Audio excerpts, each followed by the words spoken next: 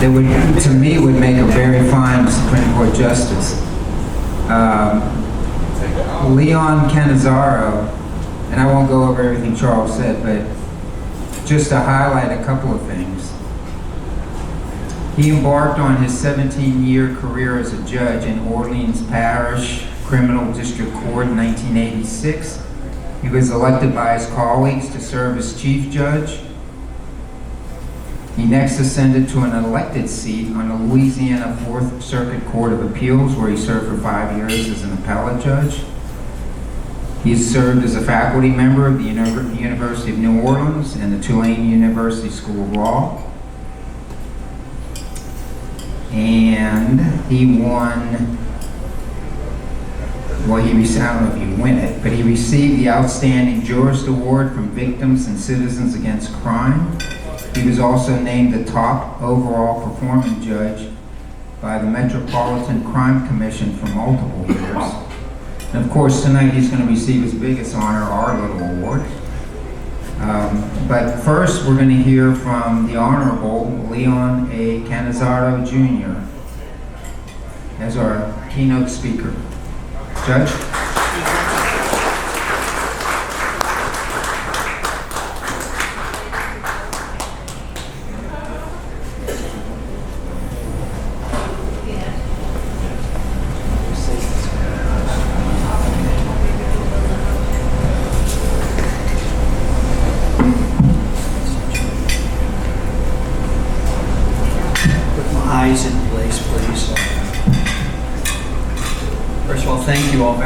I want to thank you all for allowing me to participate in your Columbus Day celebration this evening. It's a great privilege for me and an honor to address you, ladies and gentlemen.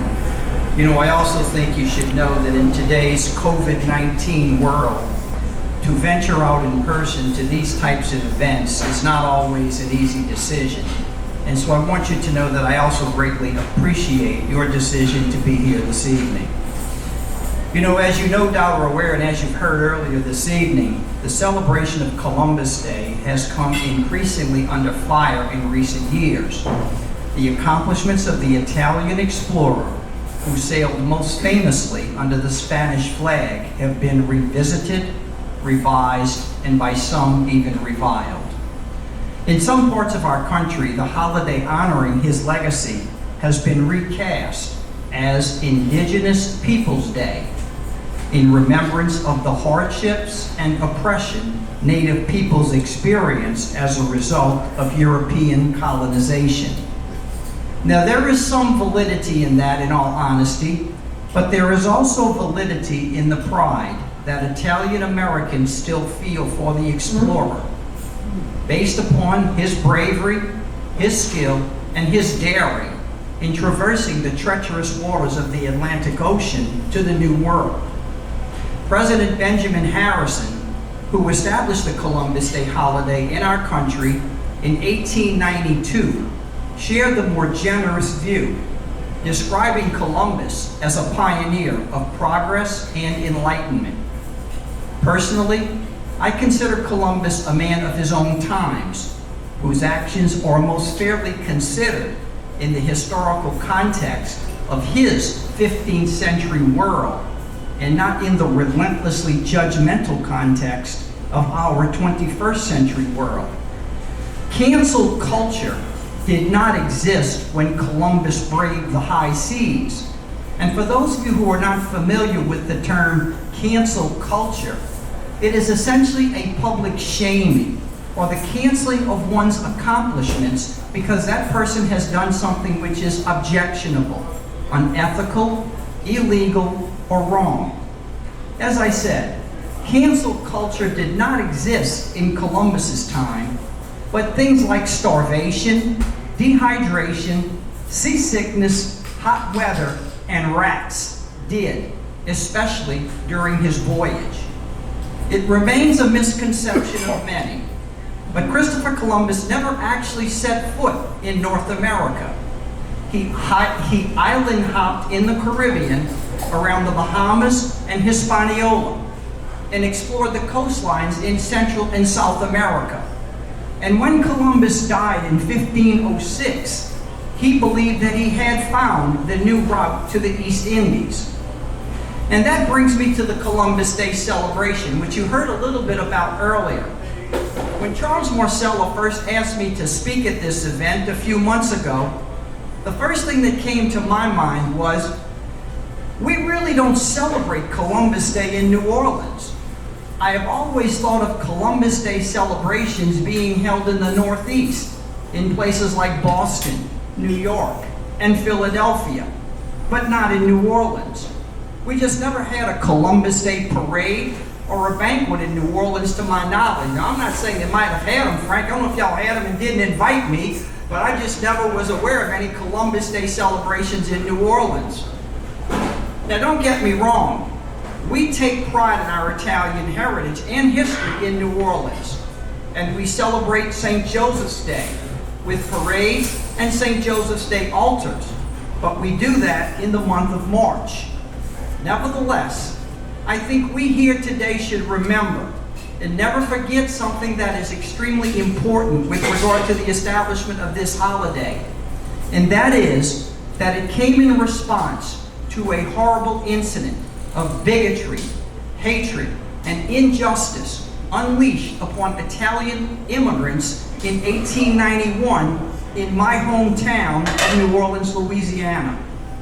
It is estimated that about 4 million Italians immigrated to the United States between the years of 1880 and 1925. As many of you are probably well aware, most of these immigrants, including my own ancestors, were farmers and laborers fleeing poverty and hoping to build a better life in America. New York was their most common destination, but nearly 300,000 Italians, most of them Sicilian, moved to New Orleans between 1884 and 1924. New Orleans at that time was home to more Italian immigrants than any other southern state. Historians say the influx was so heavy that the French Quarter of New Orleans started to get the alternative nickname of Little Palermo. These ancestors were hardworking and religious, but they were not always welcomed by established New Orleans residents. Some considered their language and customs too foreign. Darker-skinned Sicilians in particular were accused of criminal associations or treated as contemptuously as the recently freed blacks. It was against this backdrop of bigotry and distrust that a popular police chief, David Hennessy, was gunned down on March the 14th, 1891. A witness claimed that with his dying words, Hennessy blamed the Dagos for his murder. The killing of this police chief unleashed a torrent of anti-Italian sentiment in New Orleans. Police rounded up hundreds of Italians, encouraged by local newspapers, fanning the flames of resentment. Eventually, 9 suspects were put on trial. When a jury returned not guilty verdicts against 6 of them and mistrials, that is, deadlocked or hung juries for the remaining 3, the city erupted in anger. Historical accounts later called this the largest lynching in U.S. history. An angry mob, infuriated by the verdicts, descended upon the municipal jail, first breaking into the city's arsenal to steal weapons, then ramming through the doors of the prison in search of any arrested Italians. 11 such men were dragged from their cells to the streets outside, where they were shot, mutilated, or hanged. The government of Italy decried the lynchings as an international affront. But even the stately New York Times published an editorial calling the victims, and I quote, desperate ruffians and murderers, and sneaking and cowardly Sicilians, descendants of bandits and assassins, close quotes. Such was the tenor of the Times. Nobody ever determined the identity of Hennessy's killer, And although a grand jury concluded that those who stormed the prison included some of the first, best, and most law-abiding citizens of the city of New Orleans, it did not identify any members of the lynch mob for prosecution.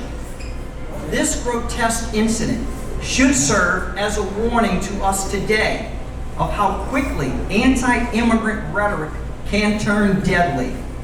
President Harrison called the 1891 New Orleans lynching deplorable.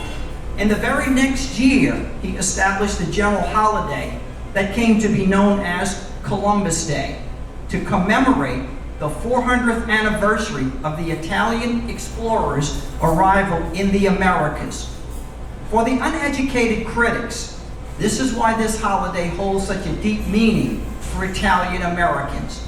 Because had it not been for the lynchings, I dare say there would have been no Columbus Day celebration. Saluting Italians with the holiday, however, did not end the anti-immigrant fervor of a century ago.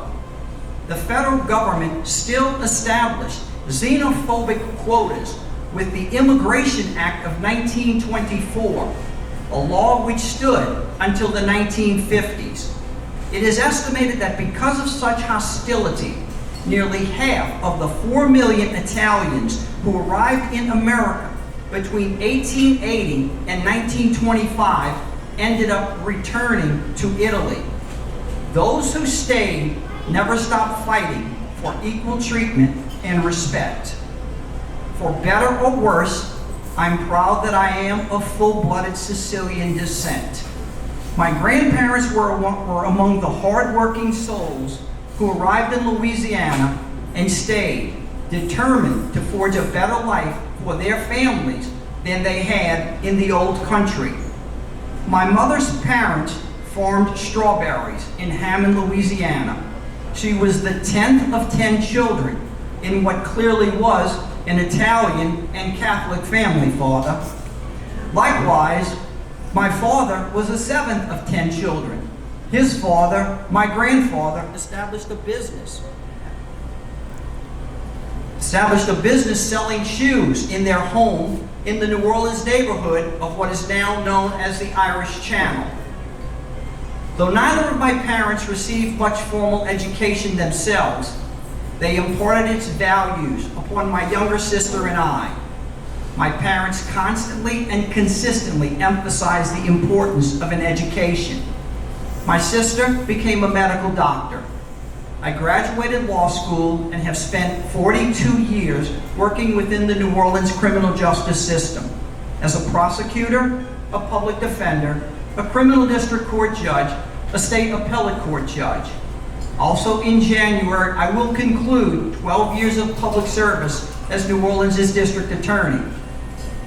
This, of course, would shock the bigots of 1890s New Orleans. The very thought of an Italian, a Sicilian no less, playing such a prominent role in the city's criminal justice system would have them spinning in their tombs like a rolling cannoli. I believe I owe most of my accomplishments, achievements, and successes to the values and ethics instilled in me by my mother and my father because of their deeply rooted Italian heritage. I learned at an early age the importance of God, of family, and of hard work. My grandparents and parents started with very little in this country, but for them, it was always about family. You devote yourself to your spouse and to your children, and you do everything you can to give them a better future and a better life than the one you had. This is something I can honestly say that has shaped my life to this very moment. Now, please do not mistake my intentions or my meaning, for I was taught that you did not have to be a lawyer or a doctor to be successful or to be happy. But I was taught that whatever you do, always give it your best and be the best you can be, regardless of what it is that you do. My parents would always encourage us to stand up and be counted and never be afraid to speak. Speak your mind, even if you were the only one with that particular viewpoint. Of course, these traits and beliefs are not exclusively Italian. My wife, Norma's family is Cuban and shares the same traditions that we share. Her parents and brothers spoke very little English when they left Cuba in 1960 to find a better life in America. Their values were the same as was the strength of their heritage. A close-knit family that emphasized education was as natural to her as it was to me, and we have worked tirelessly to pass those values on to our 4 children and our 9 grandchildren. So as we commemorate this holiday of special importance, we must take care to stand up and preserve it, to perhaps educate and better explain it to our critics, and to be sensitive and understanding of the potential discomfort that it may cause to others. Finally, as my parents were taught by their parents, we should all do all that we can to keep our heritage of where we came from and who we are alive. But we should always want to keep alive the great traditions of the United States of America even more.